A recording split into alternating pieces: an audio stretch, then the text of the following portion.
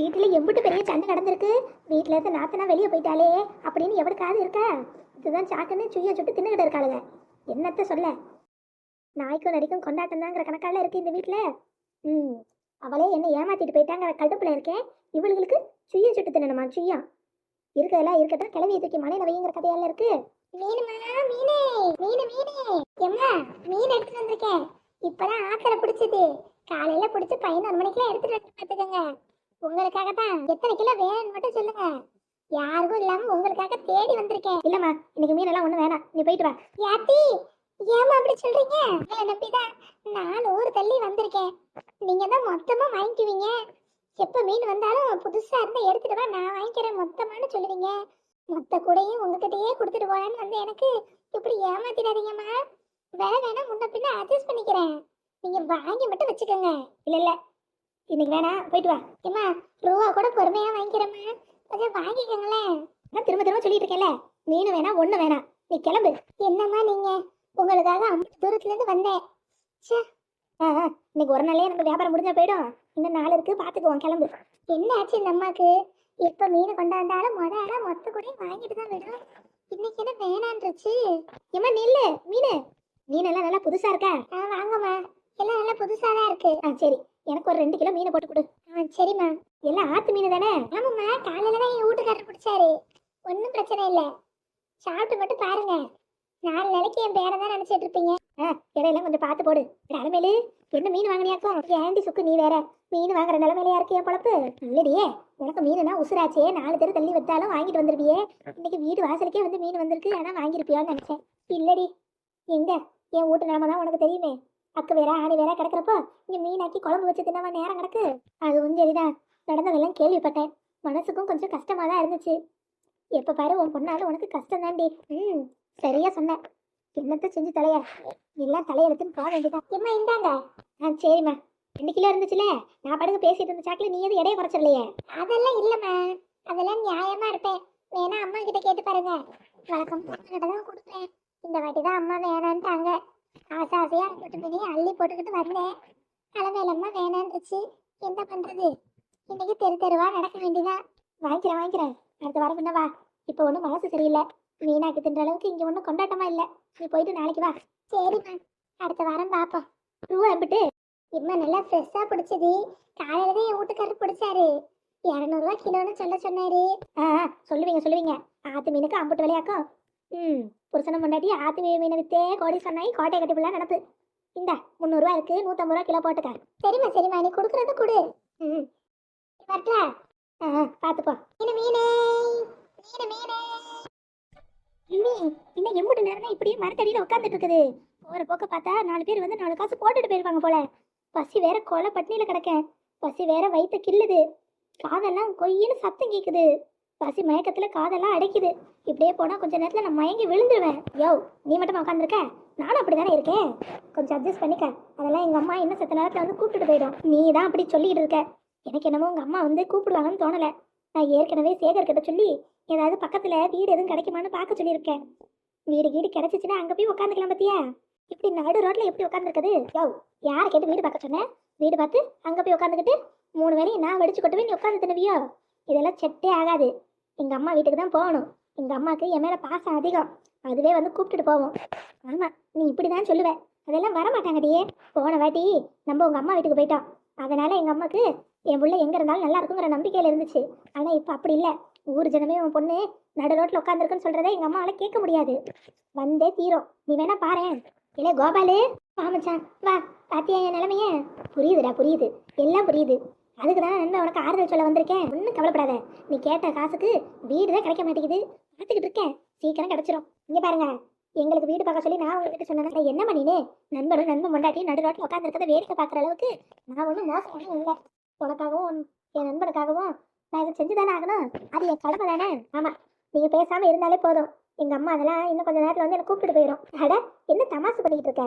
அங்கே எல்லாரும் உன்னை துரத்தி விட்டுட்டு ஜாலியாக தான் இருக்காங்க. யாரும் வந்த மாதிரியெல்லாம் தெரியலையே. என்ன சொல்கிறீங்க? ஆமாம், இப்போதான் என் பொண்டாட்டி நல்லா சுய்யம் சுட்டி எடுத்துகிட்டு வந்து கொடுத்தா. எல்லாம் அன்னி காரி செஞ்சது தானே. எல்லாம் குடும்பமும் உட்காந்து சுய்யம் சுட்டு தின்னுட்டு இருக்காங்க உன்னை துரத்தி விட்டுட்டு. என்ன சொல்கிறீங்க? உனக்கு விஷயமே தெரியாதா? எப்படா நீ கிளம்புவேன்னு காத்துட்டு இருப்பாங்க போல. நீ கிளம்புனா எல்லாம் ஜாலியாக ஸ்வீட் செஞ்சு கொண்டாடிட்டு இருக்காங்க. அது தெரியாம அம்மா ஒரு ஆட்டுக்குட்டி வரும்னு சச்ச என்ன நிம்மி போற பக்கம் பார்த்தா நம்ம நடு ரோட்ல தான் இருக்கணும் போலயே. எங்க அம்மாவும் ஊர்ல இல்ல, அந்த வீடும் பூட்டி கிடக்கு. வாடகை கொடுத்தாதானே உள்ள விடுவாங்க. அதான் இப்ப எங்க போறதுன்னு தெரியாம நடுத்தரில் உட்காந்துருக்கோம். போற பக்கம் பார்த்தா இங்கேயே ஒரு கொட்டாயை போட்டுக்க வேண்டியதான் போல. ஓ, எனக்கு எப்படி எங்க அம்மா வழி கொண்டு வரணும்னு தெரியும். உன் பொண்டாட்டி இப்படி என்ன பண்ண போறா? அதான் நண்பா எனக்கும் தெரியல. வா போய் பாப்போம். சரி கண்டதை எடுத்து மனசு கலப்பிக்காத. இப்படியே இருந்தா உடனே வீணா போயிடும். நான் வேணா மீன் குழம்பு வச்சா நான் அடுத்துட்டு போட்டு கொடுத்து விட்டுமா? வேணாண்டி சுக்கு, ஊடு ஊடு. ஓ நல்லா இருக்கு. உன்னதான் இந்த பக்கமே வரக்கூடாதுன்னு இல்ல, எதுக்கு மறுபடியும் மூஞ்சில முடிக்கிற? அடியே என்னையே ஏமாத்தினவளே, நீ எக்கேடி கெட்டு போனா எனக்கு என்னடியே? பாடி முதல்ல வெளியே. நான் ஏன் வெளியே போனோம்? நான் இருக்கிறது தானே உங்களுக்கு எல்லாம் பிரச்சனையா இருக்கு. நான் இல்லாமே போயிடுறேன். நீங்களாம் சந்தோஷமா இருக்க, வீட்டுக்குள்ள தானே இருக்க. இரு உனக்கு உன் மருமகன் நான் ஒருத்தி தான் தொந்தரவா இருக்கேன். இனிமே நான் இருந்து என்னத்துக்கு? இந்த வீட்லயே நானும் பசுவமாயிடுறேன். பசுவம். என்னடா உன் பொண்டாட்டி இப்படி ஒரு முடிவு எடுத்துட்டா? அதான்டா எனக்கு ஒண்ணும் புரியல. நிம்மி நில்லு, நீ எப்படி ஒரு முடிவு எடுத்த? யோ எங்க அம்மா வருதா பாரு. என்னடி சொல்லிட்டு வீட்டுக்குள்ள போறா? அட ஆமா, காலையில தான் புது கேஸ் புக் பண்ணி வந்து இறங்கி இருக்கு. ஐயோ இவன் ஏதாவது பண்ணிக்க போறா. கேஸ் கீசு திறந்து விட்டு அவளையா ஏதாவது பண்ணிக்க போறா. வீட்டுல வேற யாரும் இல்லைன்னு சொன்னியாடி. வா போய் தடுத்து நிறுத்துவான். நிம்மி அத்தை வராங்க. கிளவி இப்ப பாரு என்னோட வேலையை. யாரையும் பின்னாடி வரக்கூடாது. அந்த அவங்களும் என்னோட இருந்து சாம்பலாதான் ஆகணும். இன்னைக்கு நான் இல்லாத வீடும் இருக்காது, நானும் இருக்க மாட்டேன். மொத்த வீடையும் என்ன பண்றேன் பாருங்க.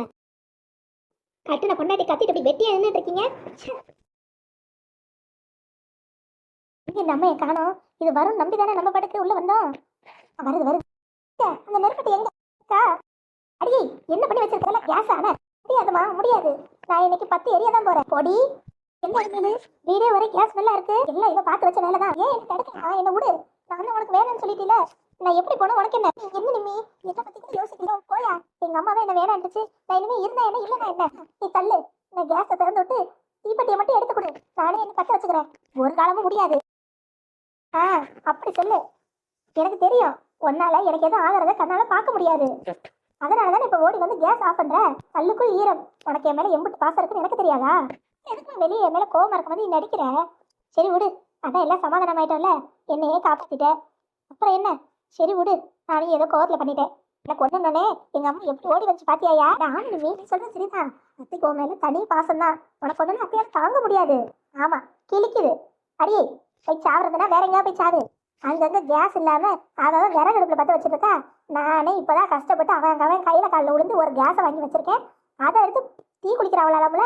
பாடி உன் நடிப்பெல்லாம் வேற எங்கேயாவது வச்சுக்க. அப்புறம் எனக்காக வரலையா? உனக்காக வராங்க. உன் நடிப்புல எல்லாம் ஏமாறாலும் இனிமே இந்த அளமையில கிடையாது. மரியாதையை இடத்த காலி பண்ணு. சிலிண்டர் வேற தட்டுப்பாடா ஓடிக்கிட்டு இருக்கு. சிலிண்டர் எல்லாம் தீர்த்திப்பாளா? அடியே வா. எனக்கு வேற வேலை இல்லை நினைச்சியாக்கோ. இவங்க சாக போறாங்களா இதை காப்பாற்ற வரணுமா? இந்த டிராமாவெல்லாம் வெளியே வச்சுக்க சொல்லிட்டேன். சுக்கு இவ்வளவு நம்ப முடியாது. சிலிண்டர் வேற டிமாண்டா இருக்கு. சிலிண்டர் எடுத்து வித்தாலும் வித்துருவா. சரிதான் அலமேலு, நீயே வெளில போக சொல்லு. அலமேலு சொல்லிட்டால போங்க. அங்க சமைக்கவே சிலிண்டர் இல்லையா? இதுல இவருக்கு டிராமா நடத்திட்டு வேணுமா? நானே சிலிண்டர் போடுறவன் கையில காலில் விழுந்து சீக்கிரம் வர வச்சிருக்கேன். என்னென்ன பண்றவன்? என்னையா இப்படி ஆயிடுச்சு? பிளான ஃபிளாப்பு. நிம்மி சிலிண்டருக்கு இருக்க மரியாதை கூட நமக்கு இல்ல. அதுவும் சரிதான்.